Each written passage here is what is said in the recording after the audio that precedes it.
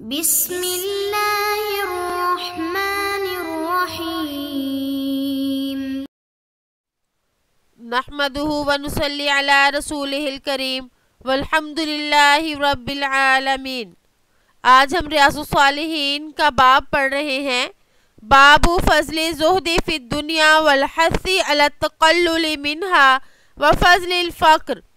یعنی زہد کی فضیلت، دنیا کم حاصل کرنے کی ترغیب اور فقر کی فضیلت۔ آج ہمارے سبق کی ابتدا حضرت عبداللہ بن عمر بن عاص رضی اللہ عنہ کی حدیث سے ہوگا۔ وعن عبداللہ بن عمر بن العاص رضی اللہ عنہما قال مر علینا رسول اللہ صلی اللہ علیہ وسلم ونحن نعالج خصا لنا فقال ما هذا فقلنا قد وها فنحن نصلحه فقال ما ارى الامر الا اعجل من ذلك، رواہ ابو داود والترمذی باسناد البخاری ومسلم، قال الترمذی حدیث حسن صحیح۔ حضرت عبداللہ بن عمر بن عاص رضی اللہ عنہما سے روایت ہے کہ ہمارے پاس سے رسول اللہ صلی اللہ علیہ وآلہ وسلم گزرے جبکہ ہم اپنے چھپر کی مرمت کر رہے تھے۔ آپ صلی اللہ علیہ وآلہ وسلم نے فرمایا یہ کیا کر رہے ہو؟ ہم نے عرض کیا یہ چھپر کمزور ہو کر گرنے کے قریب ہو گیا تھا، ہم اس کو ٹھیک کر رہے ہیں۔ آپ صلی اللہ علیہ وآلہ وسلم نے ارشاد فرمایا میں تو موت کو اس سے زیادہ قریب دیکھ رہا ہوں۔ ابو داود اور ترمذی نے بخاری اور مسلم کی سند کے ساتھ روایت کیا اور امام ترمذی نے کہا کہ یہ حدیث حسن صحیح ہے۔ اس میں جو خصن کا لفظ آتا ہے اس سے مراد ہے بانس یا لکڑی کی جھوپڑی، جس کا ہم نے ترجمہ کیا چھپر۔ تو اس حدیث میں آپ صلی اللہ علیہ وآلہ وسلم نے موت کی یاد دلائی کہ موت کو ہر وقت یاد رکھو کہ وہ چھپر بنا رہے تھے تو آپ صلی اللہ علیہ وآلہ وسلم نے دیکھا کہ وہ چھپر بنانے میں مشغول ہیں تو آپ نے فوراً یاد کروایا کہ دیکھو تمہاری زندگی کی اصل حقیقت کیا ہے۔ اسی طرح حکیم لقمان کا ایک قول بھی یہ نقل کیا جاتا ہے کہ انہوں نے اپنے بیٹے کو فرمایا اے بیٹے موت ایسی چیز ہے جس کا حال معلوم نہیں کب آ پہنچے، اس کے لیے اس سے پہلے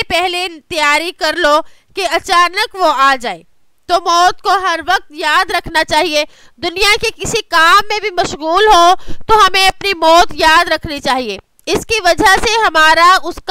ہماری مشغولیت اس کام میں اس قدر نہیں بڑھے گی کہ ہم آخرت کا نقصان کر بیٹھے۔ اس لیے آپ صلی اللہ علیہ وآلہ وسلم نے موت کی یاد کی تلقین فرمائی۔ وَعَنْ كَعْبٍ بن عیاض رضی اللہ عنہ قال سمعت رسول اللہ صلی اللہ علیہ وسلم یقول ان لکل امت فتنہ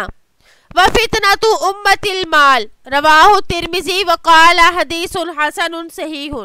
حضرت کعب بن عیاض رضی اللہ عنہ سے روایت ہے کہ نبی کریم صلی اللہ علیہ وآلہ وسلم سے سنا کہ آپ فرماتے ہیں بے شک ہر امت کی آزمائش ہوتی ہے اور میری امت کی آزمائش مال ہے۔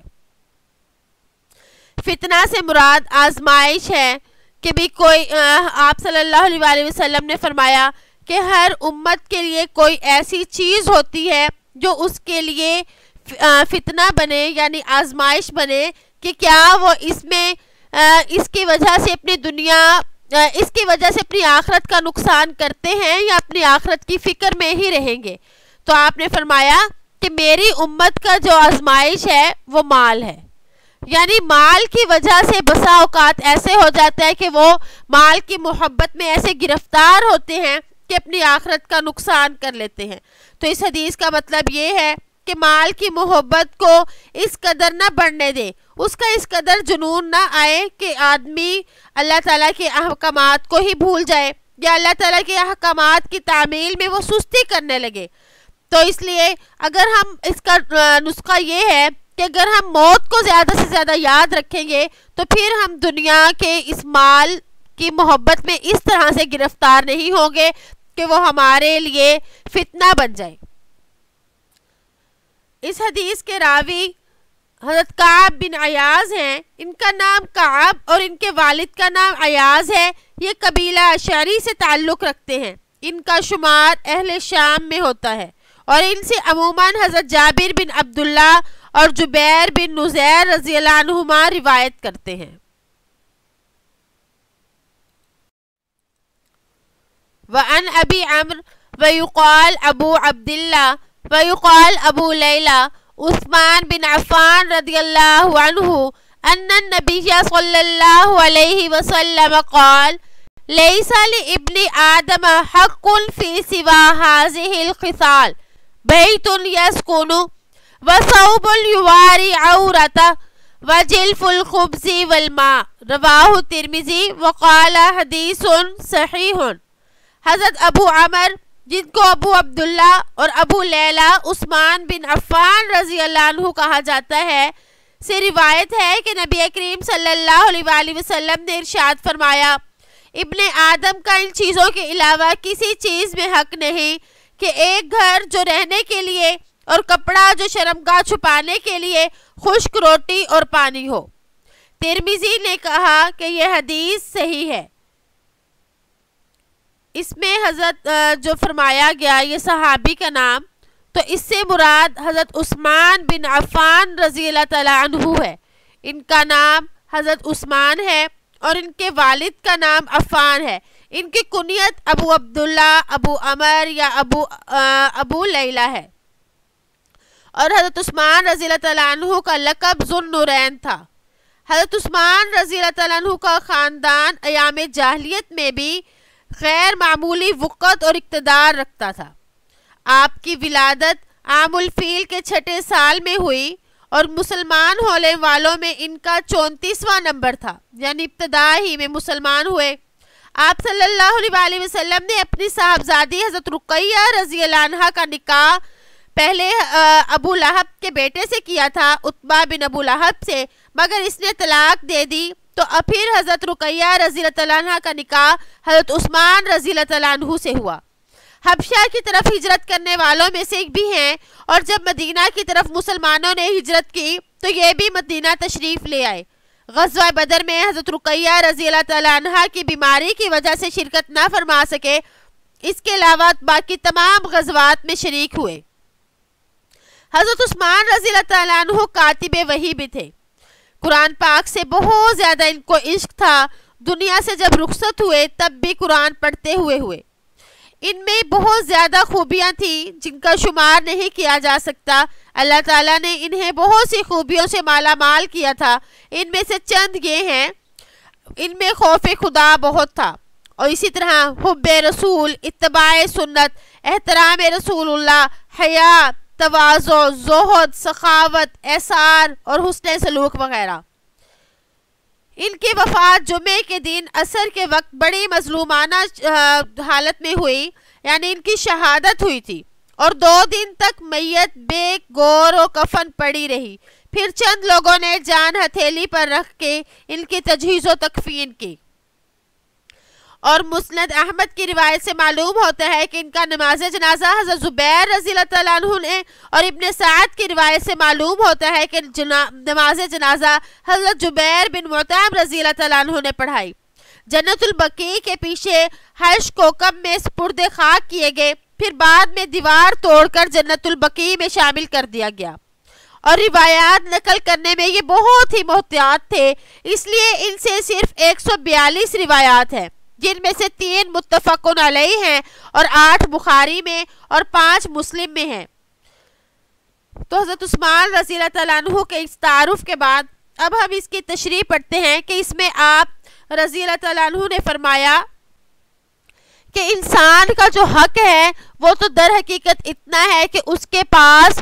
ایک ایسا چھوٹا سا گھر ہو جس میں وہ رہ سکے، اور تھوڑا ضرورت کے مطابق لباس ہو، اور اس کے لیے ایک سوکھی روٹی اور پانی ہو۔ انسان کی اصل ضرورت در حقیقت یہی ہے، یعنی حق سے مراد یہ ہے کہ اللہ تعالیٰ جن نعمتوں کے بارے میں سوال نہیں کریں گے، جو اشد ضروری ہیں وہ یہی ہیں۔ اس کے علاوہ جو دوسری چیزیں ہیں ان کے بارے میں سوال کیا جائے گا، کیونکہ وہ اس کی زائد نعمتیں ہیں، اس کی ضرورت سے زائد ہیں۔ تو دیکھیں انسان کے لیے ضروری کس قدر کم چیزیں ہیں جو اس حدیث میں ذکر کی گئی، اس لیے انسان تھوڑی سی چیزوں پر قناعت کرے اور زیادہ کے پیچھے نہ پڑے، بلکہ اپنی اصل زندگی جو ہے اس کے پیچھے لگ جائے کہ اصل زندگی کو میں نے اچھا کرنا ہے، اپنی اصل زندگی کو سنوارنا ہے، اور وہ اصل زندگی آخرت ہی کی زندگی ہے۔ امام نووی رحمہ اللہ نے اس حدیث کی تشریح میں کچھ لکھا ہے، ہم اس کو پڑھتے ہیں۔ قال الترمذی سمعت ابا داود سلیمان بن سلم بخلی یقول سمعت النضر بن شمیل یقول الجلف الخبز لیس معه ادام وقال غیر هو غلیظ الخبز وقال الحروی المراد به هنا وعاء الخبز کالجوالک والخرد واللہ عالم۔ اور ترمذی نے کہا کہ میں نے ابو داؤد سلیمان بن سالم بلخی سے سنا، وہ بیان کرتے ہیں میں نے نضر بن شمیل سے سنا، کہتے ہیں کہ جلف کا معنی وہ روٹی ہے جس کے ساتھ سالن نہ ہو، لیکن اس کے علاوہ علماء نے کہا اس سے مراد موٹی روٹی ہے، اور علامہ حروی نے فرمایا کہ اس سے مراد روٹی کے برتن جیسے بورے اور تھیلے وغیرہ ہیں۔ وعن عبداللہ بن شخیر بکسر الشین والخال مشدد المہجمتین رضی اللہ عنہ انہ قال اتیت النبی صلی اللہ علیہ وسلم وهو يقرأ الہاکم التکاثر قال یقول ابن آدم مالی مالی وهل لک یا ابن آدم من مالک الا ما اکلت فافنیت او لبثت فابلیت او تصدقت فامضیت،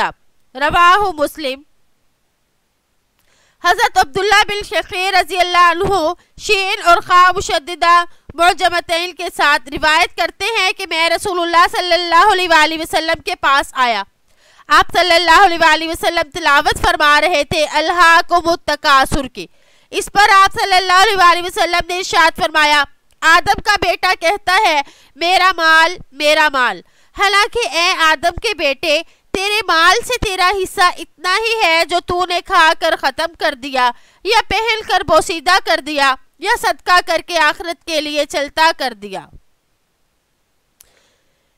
بخاری کی ایک دوسری روایت میں اس کی وضاحت ہوتی ہے کہ اگر ابن آدم کے لیے ایک وادی سونے سے بھر دی جائے تو وہ چاہے گا کہ ایسی 2 وادیاں ہو جائیں، اور اس کے منہ کو تو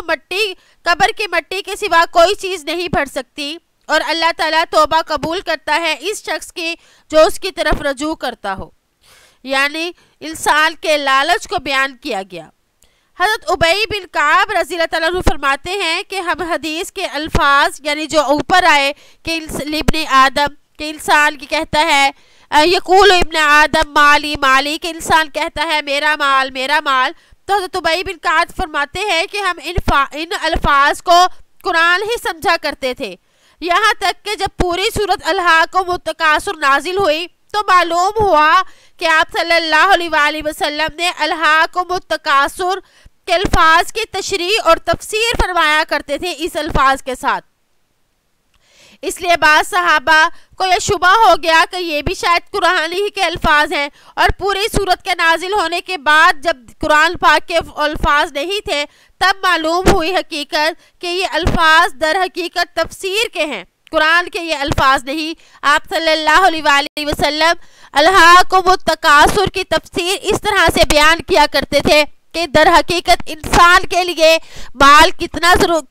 مال ضروری ہے، لیکن انسان اس کی کثرت میں پڑا ہوا ہے، اور کثرت کی وجہ سے وہ اللہ تعالیٰ کے احکامات کو توڑ دیتا ہے۔ حالانکہ انسان کے لیے جو مال ہے وہ تو اتنا ہے، یعنی جو اس نے کھا لیا یا پہن لیا یا صدقہ کر دیا،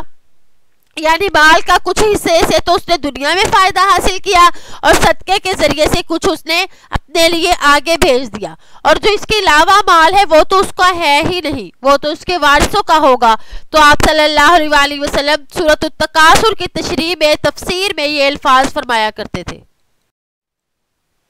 وعن عبداللہ بن مغفل رضی اللہ عنہ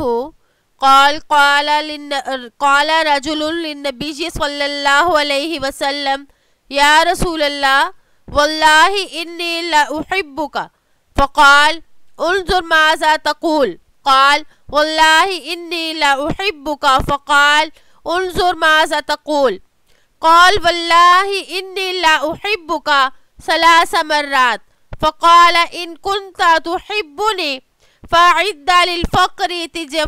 تجفافا فإن الفقر أسرع إلى من يحبني من السيل إلى منتهاه رواہ ترمذی وقال حدیث حسن۔ حضرت عبداللہ بن مغفل رضی اللہ تعالیٰ عنہ روایت کرتے ہیں کہ ایک آدمی نے نبی کریم صلی اللہ علیہ وسلم سے عرض کیا، یا رسول اللہ کی قسم میں آپ سے محبت کرتا ہوں۔ آپ صلی اللہ علیہ وسلم نے فرمایا، دیکھو کیا کہتے ہو؟ اس نے کہا، اللہ کی قسم میں آپ سے محبت کرتا ہوں۔ 3 بار اسی طرح اس نے کہا تو آپ صلی اللہ علیہ وسلم بھی یہی فرماتے رہے اور یہ فرمایا، اگر تو مجھ سے محبت کرتا ہے تو فقیری کے لیے ڈھال تیار کرو، اس لیے کہ غربت اور افلاس اس آدمی کی طرف تیزی سے آتا ہے جو مجھ سے محبت کرتا ہے، اس سیلاب سے جو نیچے کی طرف جاتا ہے۔ ترمذی نے کہا یہ حدیث حسن ہے۔ التجفاف جو ہے مسنات کے زیر اور جیم کے سکون اور فا مکرر کے ساتھ وہ کپڑا جو گھوڑے کو پہنایا جاتا ہے تاکہ اس کپڑے کے ساتھ گھوڑے کو گندگی وغیرہ سے بچایا جائے، اور کبھی اس قسم کے کپڑے کو انسان بھی پہنتا ہے۔ آپ صلی اللہ علیہ وسلم کی اس حدیث سے معلوم ہوا کہ انسان جو اللہ اور اس کے رسول سے محبت کرتا ہے تو اس پر دنیا کی اتنی زیادہ فراوانی نہیں ہوتی، کیونکہ نبی کریم صلی اللہ علیہ وسلم سے جس قدر محبت ہوگی اس کو اللہ جل شانہ اتنا ہی دنیا سے بچائیں گے، کیونکہ یہ مشاہدہ ہے کہ بخل، حسد، کبر، عجب، کینہ، ریا، تفاخر، یہ اس طرح کی گندی قلبی بیماریاں ہیں، یہ زیادہ تر مال کی وجہ سے پیدا ہوتی ہیں، اور جس دل میں یہ بیماریاں ہوں گی اس دل میں اللہ اور اس کے رسول کی محبت کیسے آ سکتی ہے؟ اسی وجہ سے ایک دوسری حدیث میں یہ ارشاد ہے کہ اللہ جل شانہ جس بندے سے محبت فرماتے ہیں دنیا سے اس کی ایسی حفاظت فرماتے ہیں جیسے تم لوگ اپنے بیمار کو پانی سے بچاتے ہو۔ اور آپ صلی اللہ علیہ وسلم کی ایک اور حدیث میں ہے کہ آپ نے فرمایا کہ تم میں سے کوئی شخص ایسا ہے جو پانی پر چلے اور اس کے پاؤں تر نہ ہو، تو صحابہ نے عرض کیا، یا رسول اللہ ایسا تو کوئی نہیں، تو آپ نے فرمایا یہی حال دنیا دار کا ہے کہ اس کے لیے گناہوں سے بچنا بہت مشکل ہے۔ تو آپ صلی اللہ علیہ وسلم نے اسی لیے فرمایا کہ اگر تم واقعی مجھ سے محبت کا دعویٰ کرتے ہو تو اب تم پر دنیا کی فراوانی نہیں ہوگی، اور اس کی علت جو ہے وہ دوسری احادیث میں بیان کر دی، کیونکہ دنیا کی محبت کی وجہ سے انسان کا دل جو ہے وہ متقی نہیں ہوتا، اور اللہ اور اس کے رسول کی محبت متقی اور پرہیزگار لوگوں کے دلوں میں ہی آتی ہے۔ اس لیے آپ صلی اللہ علیہ وسلم نے فرمایا کہ پھر اب دنیا سے اللہ تعالیٰ تمہیں بچائیں گے۔ تو صحابہ کرام اور اسی طرح ہمارے جو دوسرے بزرگ ہیں ان کو دیکھا جائے کہ ان کے دلوں میں دنیا کی محبت بالکل نہیں تھی۔ اگر کسی کے پاس مال و دولت ہوتا بھی تو وہ ہر وقت اس مال و دولت کو ضرورت مند پر خرچ کر دیتا، یعنی یہ نہ دیکھتے کہ میں اس کو اپنے پاس سنبھال کے رکھوں، بلکہ وہ اس مال میں غریبوں، یتیموں، ضرورت مندوں کا خاص حصہ ہوتا۔ تو اللہ تعالیٰ سے دعا ہے کہ ہمیں بھی اللہ تعالیٰ اس طرح کا دل عطا فرمائے، اور اللہ تعالیٰ کی محبت جو ہے وہ ہمارے دلوں میں گھر کر جائے اور دنیا کی محبت سے ہمارے دل خالی ہو۔ السلام علیکم ورحمۃ اللہ وبرکاتہ۔